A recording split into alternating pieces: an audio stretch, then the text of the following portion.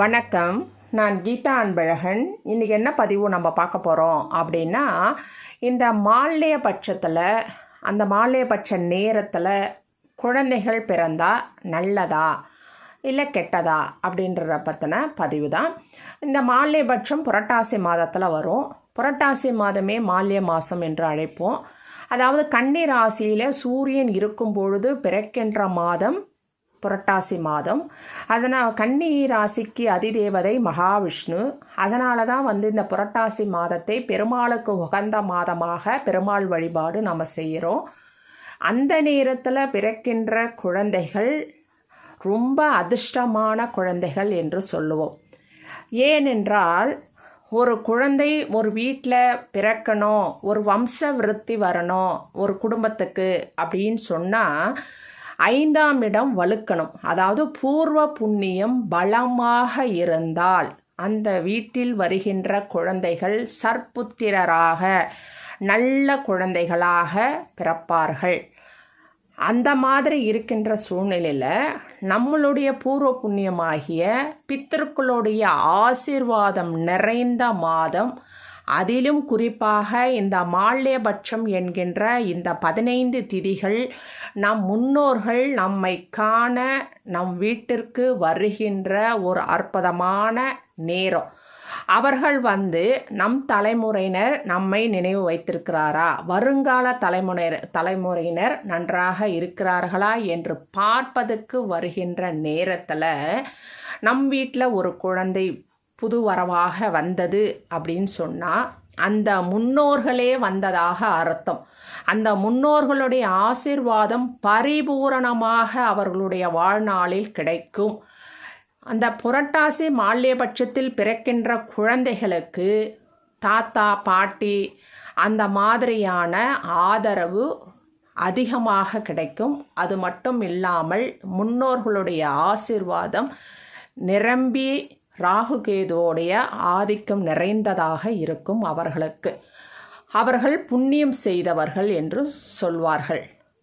சில நேரங்களில் சொல்லுவாங்க, அந்த நேரத்தில் முன்னோர்கள் ஆவிகள் இதெல்லாம் இருக்கிற நேரத்தில் பிறக்கலாமா, மால்யபட்சத்தில் சுபகாரியங்கள் செய்யக்கூடாதுன்னு சொல்லுவோமே, முன்னோர்கள் வழிபாடு செய்யறதுக்கு தானே அந்த நேரம் நல்லது. அப்படி இருக்கும்போது எங்கள் வீட்டில் ஒரு குழந்தை பிறந்துருச்சு அப்படின்னு சொல்லிட்டு நிறைய பேர் மனசு வருத்தப்படுவாங்க.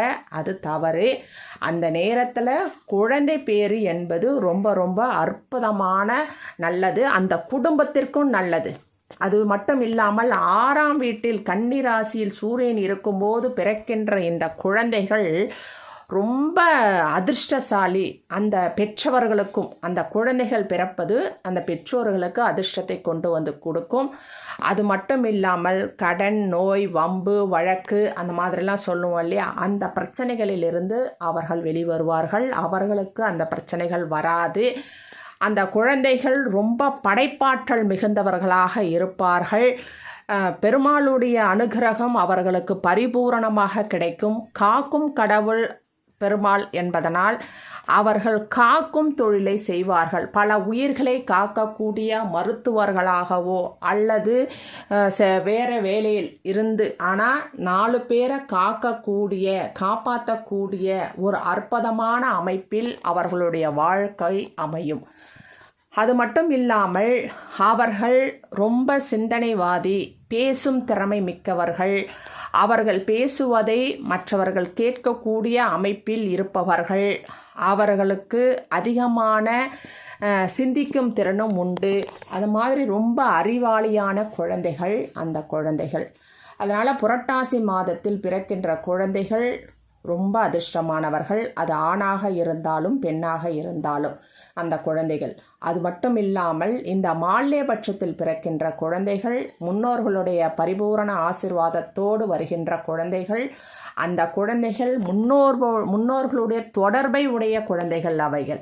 அதனால் அவர்கள் நம் வீட்டிற்கு வருகின்ற நேரத்தில் அவர்கள் வீட்டில் ஒரு புது வரவு வரும் பொழுது அந்த வரவு அவர்கள் சம்பந்தப்பட்டு அவர்களால் ஆசீர்வதிக்கப்பட்டு வருகின்ற ஒரு வம்ச விருத்தி. அந்த குழந்தைகள் வளர வளர வர அந்த குடும்பம் மேலும் மேலும் தழைத்து ஓங்கும். அந்த குழந்தைகள் திருமணமாகி சென்றாலும் அந்த குழந்தைகள் வாழ்க்கை ரொம்பவும் அற்புதமாக அமையும். அது ஆணாக இருந்தாலும் சரி, பெண்ணாக இருந்தாலும் சரி. அதனால் புரட்டாசி மாதத்தில் பிறக்கின்ற குழந்தைகளே அற்புதமான வாய்ப்பு, அதிர்ஷ்டமான குழந்தைகள்.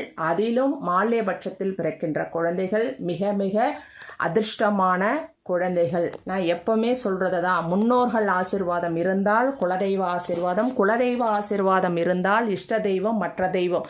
அந்த மாதிரி தெய்வங்களுடைய ஆசீர்வாதம் பெற்ற குழந்தைகள் இந்த குழந்தைகள்.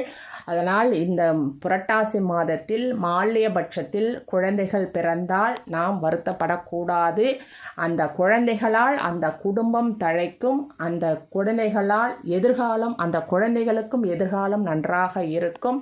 அந்த குழந்தைகளும் நல்ல அறிவுள்ளவர்களாக இருப்பார்கள். முன்னோர்களுடைய ஆசீர்வாதமும் அவர்களுக்கு நிரம்பி இருக்கும்.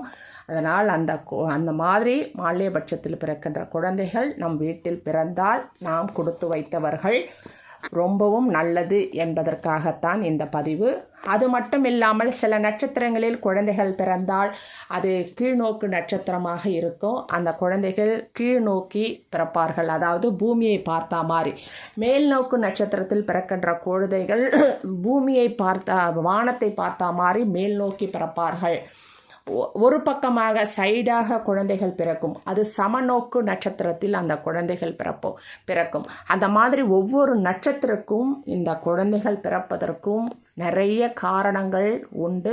காரணம் இல்லாமல் ஒரு காரியம் இல்லை. அதனால் புரட்டாசியில் மால்யபட்சத்தில் குழந்தைகள் பிறந்தது என்றால் மிகவும் விசேஷம்.